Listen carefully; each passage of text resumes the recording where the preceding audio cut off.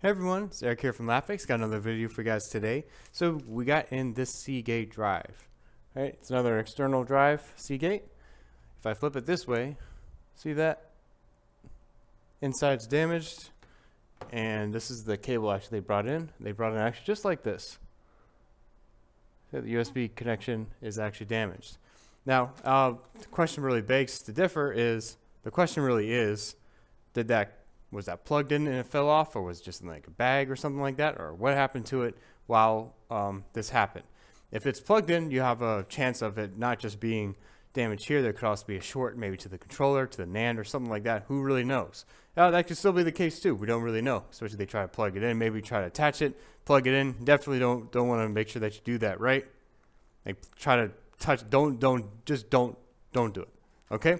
Because you're gonna make it worse, definitely. But we have some good news on the Seagate drive, at least. We know it's a Seagate drive, so if you watch the previous videos, you guys should already know this about Seagate external drives is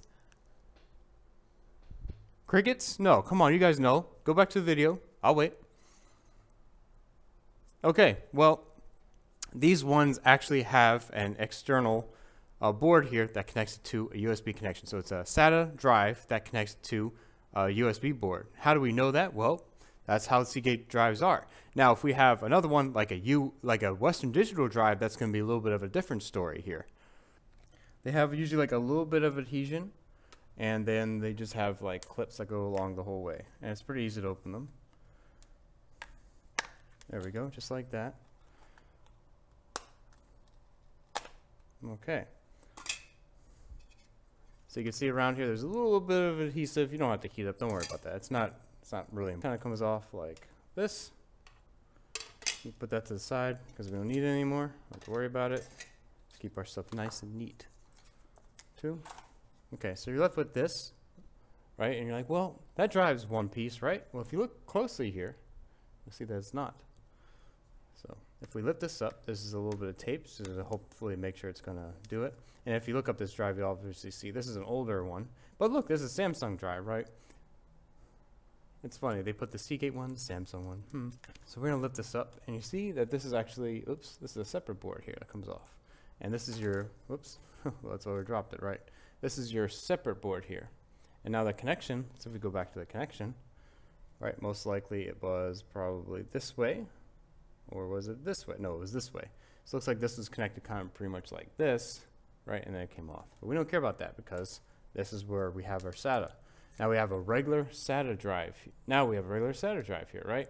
All right, so I have here, this is the difference. This is a Western Digital drive. You can see this one's actually USB board itself. And now there's a few problems with that. I'm not going to really talk about that. If you're really interested, you can actually go ahead and watch our video talking about the Western Digital drives. But these are hardware level encrypted, so swapping the board doesn't mean you can really get your data off. There's a BIOS there, and then there's also hardware level encryption, which makes it extremely difficult to get data off. But that's kind of the point, right? It's security, so you don't get it. I'm not going to really be talking about that because we have this drive in here. But this is a Samsung drive, and obviously the Seagate externals are usually, so far I haven't seen any of the newer ones that actually do have a USB board though. But this is it. So this is your SATA connection, just basically like your typical one. So I'm interested. If we grab this here, let's go ahead and see the symptoms of it.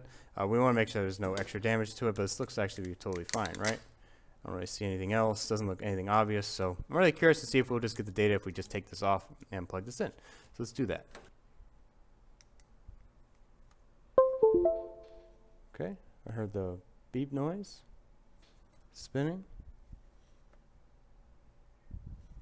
Let's go ahead and check our desktop there.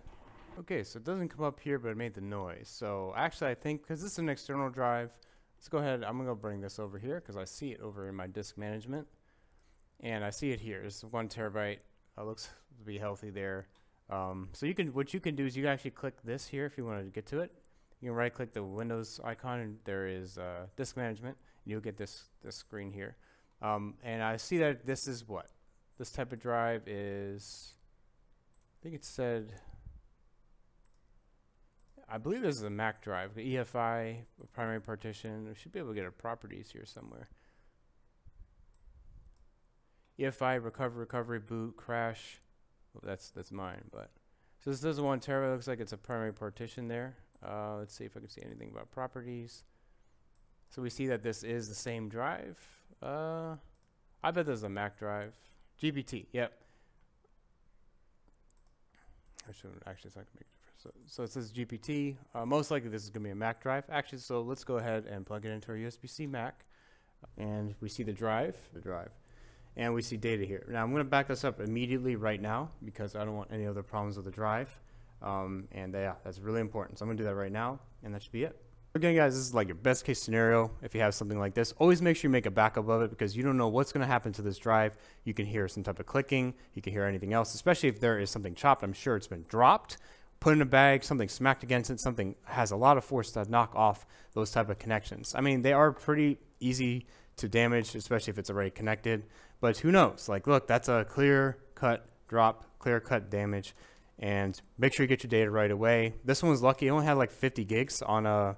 How big is this drive? This is a 1 terabyte. It only had about 50 gigs of data.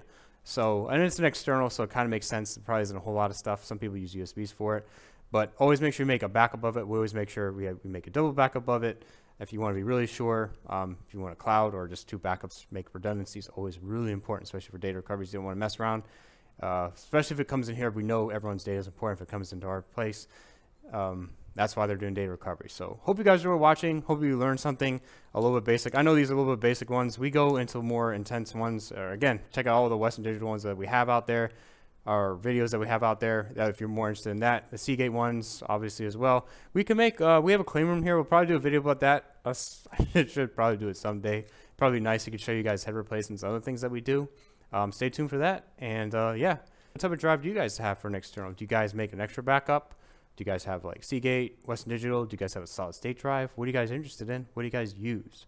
Let me know down below. Really curious. See you guys next video. Thanks a lot for watching, guys. Take care. Bye.